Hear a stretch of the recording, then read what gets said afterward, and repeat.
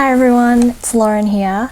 So I just want to jump on here today and talk about my experience coming from Australia to Canada. I'm going to be covering a few different topics, starting from the exemptions I had to get in order to come here, experience at the airports and flights, how much they were, etc.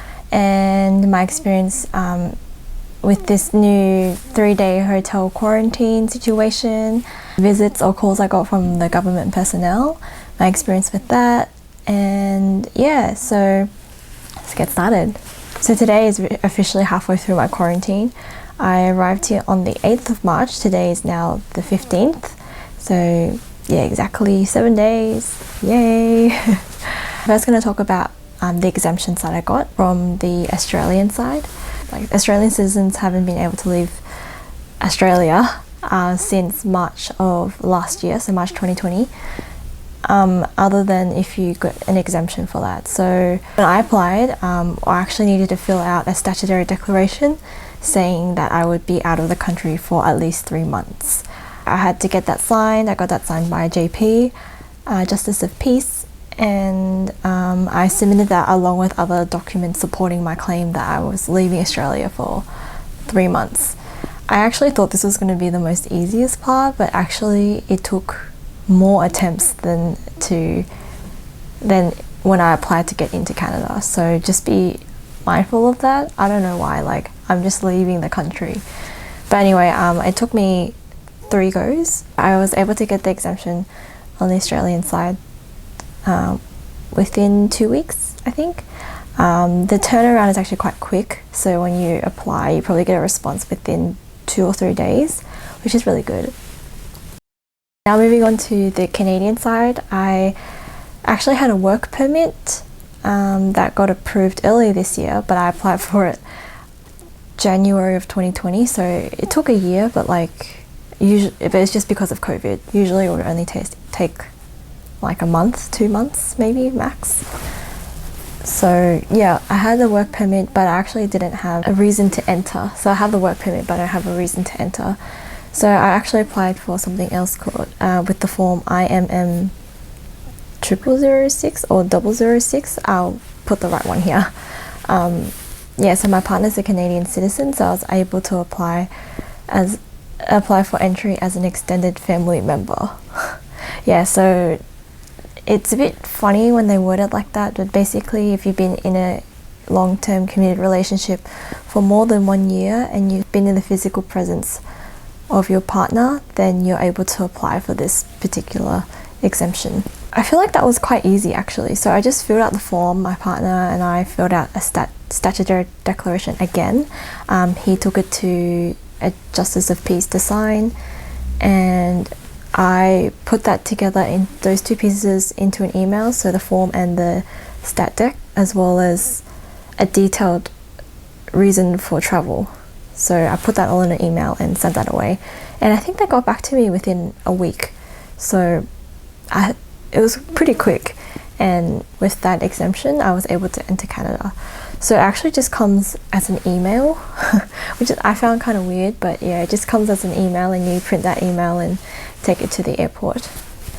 So after all that was done, all my exemptions are out of the way. I've got approval from the Australian side and the Canadian side. I could finally book my tickets. In the end I went with United Airlines. So I live in Melbourne, and that flight was going from Melbourne to Sydney, Sydney to San Fran, and San Fran to Vancouver. So all in all it was around a 24-hour journey. It was quite long, but it was a lot shorter than all the other options for the price that I paid. So I paid $1,368 one way. Yeah, so my experience at the airports, my flight was on the 8th of March. I wasn't sure where the Australian Border Force were going to check my exemptions. Like, I don't know if it was going to be in Melbourne or Sydney, and I was a bit anxious about that. Even if you go to the airport earlier, like, there's really not much point, because they only allow you to check in like 90 minutes before for a domestic flight, and then 3 hours before for an international flight.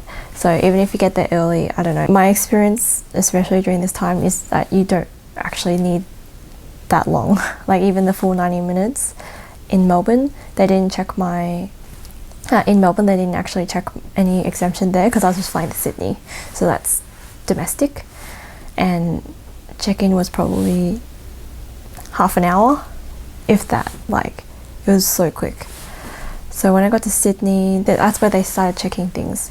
So in Sydney, I went to check in at the counter, and they asked for obviously my passport, and they asked for my negative PCR test, and they asked for my exemption, like to enter Canada.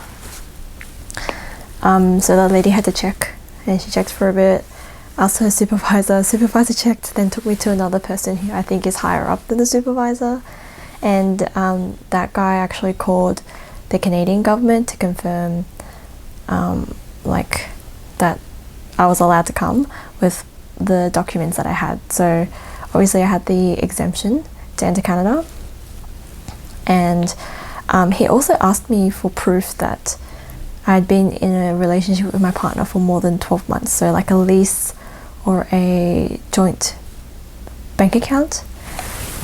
And I only had the lease, but I don't know, I found it really odd that they asked for that since I already had the exemption. Like, why do they need something extra, right?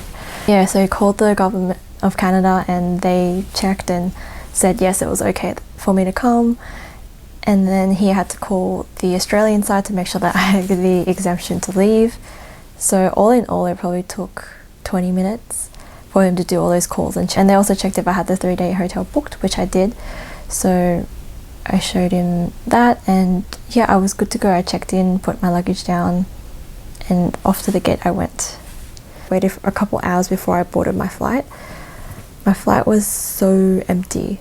Like, I think there was 20 people total on the entire flight, and this was like a full-size international flight, like with 3 rows, 3 rows, 3 rows, like 3 on the left, 3 in the middle, and 3 on the right of seats. So I got a whole row to myself, which was really good, especially on a 13-hour flight. Other than wearing masks and giving out a lot of sanitizing wipes, the flight was pretty normal, pretty standard. When I arrived in San Fran, security didn't ask me too much there. They just asked me the purpose of travel. I told them I was reuniting with my partner, and they said like good luck. They were actually really cheery. They said good luck, and I went through. But right before I boarded my flight to Vancouver, they did ask for my negative PCR test and my exemption as well. So just for them to double check, I guess. The flight to Vancouver from San Fran was also pretty quiet, not many people, and I had a whole row to myself. Part that I was most anxious for was actually arriving in Canada and going through security here. But to my surprise, it was so easy, and even easier than leaving Australia. So when I got to the window, they just asked for my passport, my negative PCR test, and my ArriveCAN receipt, and my work permit. They didn't even ask to see my exemption. Oh, they did ask if I had my 3-day hotel quarantine booked, which I did. So I collected my bags, went to immigration, got my work permit, and proceeded to get my COVID test. COVID test was really easy. Like, they just, swirl like a Q-tip in your nose. It wasn't painful at all. They don't put it that deep. It just makes you want to sneeze because it's kind of like a pipe cleaner. It's like, yeah, it made me sneeze. After the test, you collect one of these. So this you will do on your 10th day of quarantine. All the instructions are inside. I haven't done anything with this yet other than open it and see what's inside, and it's just like labels and tubes and paper. I'll probably make a separate video for this because I've still got a few days before I need to do this. After collecting my COVID at-home test kit, I went to get the shuttle to the hotel. So this was the only negative part of my experience. I waited more than an hour for the shuttle. In the end it came, which was good, and checking into the hotel was really easy. All they needed was some ID, my passport, and my credit card, which actually they didn't need in the end because I already prepaid for the hotel. I was on the 10th floor, went up to the 10th floor. To my surprise, I didn't see anyone. Like, I saw no security personnel, I saw no one like really guarding the floor or anything like that, so that was really surprising to me.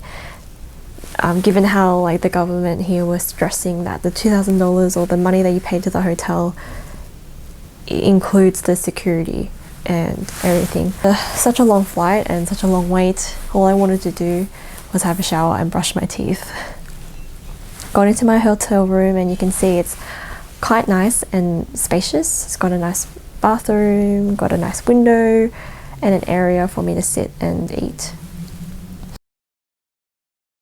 The food at the hotel, I read that a lot of people didn't have good experience with that, but I'll put the image of Radisson's menu here.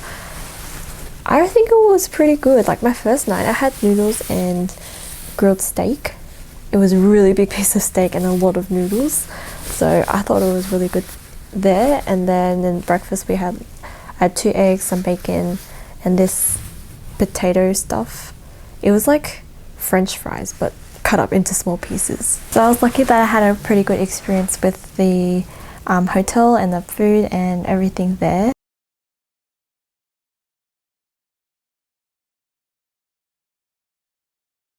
Got my test done at 2:30 p.m. the day before and received the results by 10 a.m. the next day. Checking out of the hotel was really easy as well. I didn't really have to do much. All I did was go down to reception. There was no one in the 10th floor, so I just walked, took my stuff to the elevator, went down to the reception, gave them back the key card, and they printed me out a receipt and I could go. They didn't even ask me for the negative results. And then my partner came pick me up and he took me to his house, which I'm currently quarantining in. Does someone call you? Do they come check on you? And yes, they do. I actually put my partner's phone number down because I don't have a Canadian phone number just yet. So on the 5th day, they called him at 6 a.m. So obviously he didn't pick up. They just let him know that they would call back within 24 hours. They called back, I think midday, maybe a bit later, like afternoon time. And then I answered it and they actually got the wrong person. I don't know, maybe someone filled in a random phone number and it just happened to be his, but the name was completely different and yeah, that was that.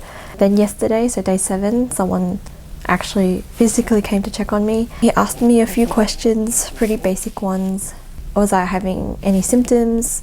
If I was filling out the ArriveCan app every day, how I was receiving the necessities of life, and if I had any visitors. And he asked for my ID as well. After all of that was done, he wrote it down on his phone and he left. If you are curious of the Facebook groups that I was a part of, a lot of them were really helpful and people share a lot of their experiences that you can learn from and prepare for. The top one is the Faces of Advocacy group. They do a lot for advocating for the rights of people as well as people sharing their experiences. Number 2 is Partners Apart. So Partners Apart is Australian based, so helping to reunite partners from outside of Australia, coming into Australia and leaving Australia. So that one's quite good for that. The third one is quite new. It's the Quarantine Canada group. Since this whole hotel quarantine came into effect, this group was created to help ease people's nerves and help one another out with information as people went along.